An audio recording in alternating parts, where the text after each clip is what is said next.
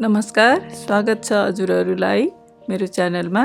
पहिलोपल्ट हेर्दै हुनुहुन्छ भने सब्स्क्राइब गर्नुहोला। म आज हजुरहरू समक्ष लिएर आएकी छु आउँदै गरेको जनै पूर्णिमाको लागि क्वाटी बनाउने तरिका। यो क्वाटी चाहिँ विभिन्न किसिमको गेडागुडीहरूलाई भिजाएर टुसा उमारेर बनाइन्छ। यो एक रात पहिला भिजाएर भोलिपल्ट पानी तारेर दिनदिनै पानी फेरेर राखेपछि 3 दिनमा यतिको भइहाल्छ। धेरै गर्मी ठाउँमा छ भने फ्रिजमा राखेर पनि उमार्न सकिन्छ। म आज अलि फरक तरिकाले बनाउँदैछु। म आज पहिला तेल राखेर भुटेर बनाउँदिन।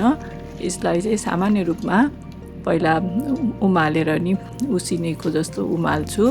पानी हाल्ने, म यस पानी पनि धेरै हाल्ने होइन, क्वाटी डुब्ने गरी नहाल्ने, यसलाई ठिक्क पाक्ने गरी मात्रै हाल्ने र यसमा थोरै स्वादको लागि थोरै नुन यो क्वाटीलाई मात्र अड्कलेर पछि यसको सुप बनाउने बेलामा बढी थप्नुपर्ने हुन्छ।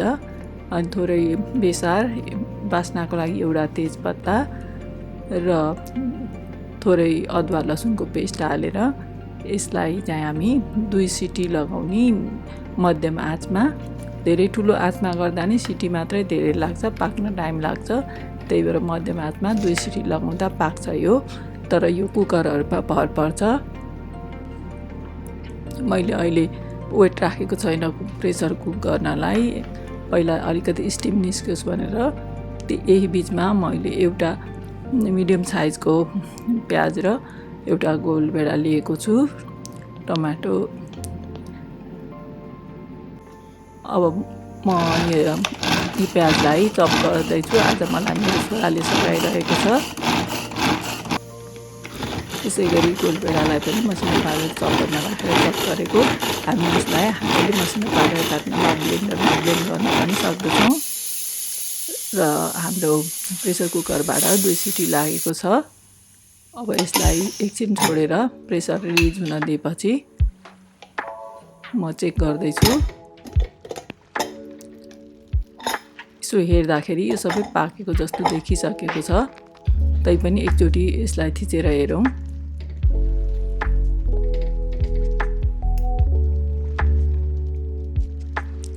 चना मजाले गलिसकेको छ।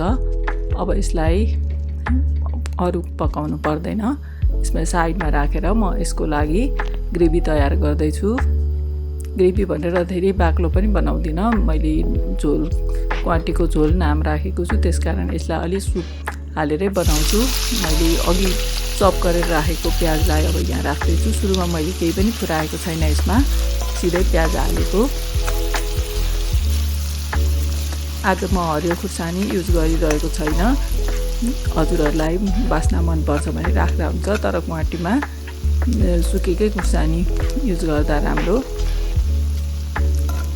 यसलाई पछि झान्नुपर्छ। म हजुरहरूलाई अहिले देखाउने छु। त्यो झानेको बास्ना चाहिँ हरियो खुर्सानीले फरक पर्दछ। र यसमा मैले थोरै अदुवा र अदुवाको डबल लसुनको पेस्ट हाल्दैछु।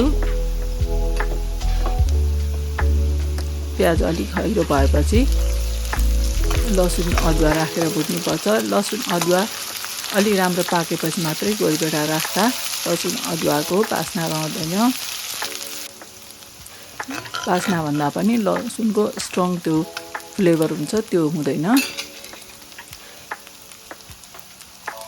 अब म गोलभेडा राखेर यसलाई एकछिन भुट्छु र त्यसपछि हामी अरू मसला राख्छौँ।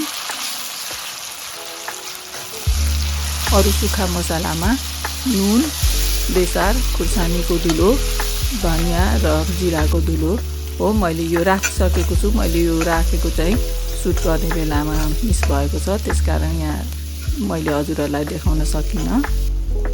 अब यसमा म गरम मसला राखेर एकैछिन भुट्छु। यो तेल देखिसकेको छ, मसला भुटिसकेको छ। गरम मसला पछि राख्ने हो। धेरै पहिलादेखि भुट्दा पनि बास्ना रहँदैन। र अब यसमा म अघि कुक गरेर राखेको गेडागुडी चाहिँ हाल्दैछु।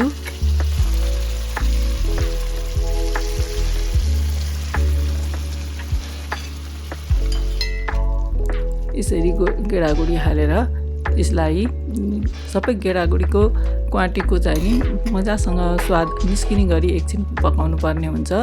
अब यहाँ हामी पानी एडजस्ट गर्छौँ सुप कतिको बाक्लो पातलो बनाउने हो भनेर। सुरुमा पातलो देखे पनि गेडागुडी पकाउँदा हजुरहरूलाई नै अनुभव होला, एकछिन सेलाएपछि त्यो आफै बाक्लो हुने हुन्छ। त्यसकारण सुप चाहिँ आफूलाई कतिको पातलो वा बाक्लो मनपर्छ त्यही अनुसार पानी एडजस्ट गर्न सक्छौँ हामी। र यही बेला हामी नुन पनि टेस्ट गर्न सक्छौँ। अब यसलाई एकछिन चलाएर छोपेर उमाल्ने, अनि उमाल्दाखेरि चाहिँ यसको स्वाद चाहिँ मजासँग निस्किन्छ। यसको सबै फ्लेभर पानीमा आउँछ सुप चाहिँ, अनि अति मिठो हुन्छ। हजुरहरू यसलाई यसरी बनाउन अवश्य ट्राई गर्नुहोला र आफ्नो अनुभव हामीलाई कमेन्ट मार्फत सेयर गर्नुहोला। यो उम्लिसकेको छ। अब म यसको ग्यास बन्द गर्छु र यसलाई झान्ने काम गर्छु। झान्नको लागि मैले एउटा सानो प्यान पसालेको छु, यसमा म घिउले झान्दैछु। घिउले नै झान्नु होला हजुरहरू मिलेसम्म।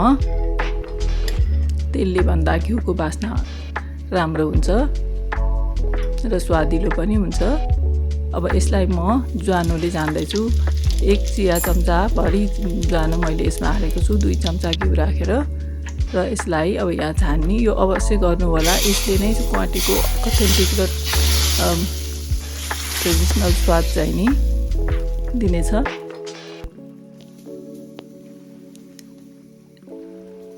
भिडियो हेरेर हामीलाई सहयोग गर्नुहुने सम्पूर्णमा आभारी छौँ।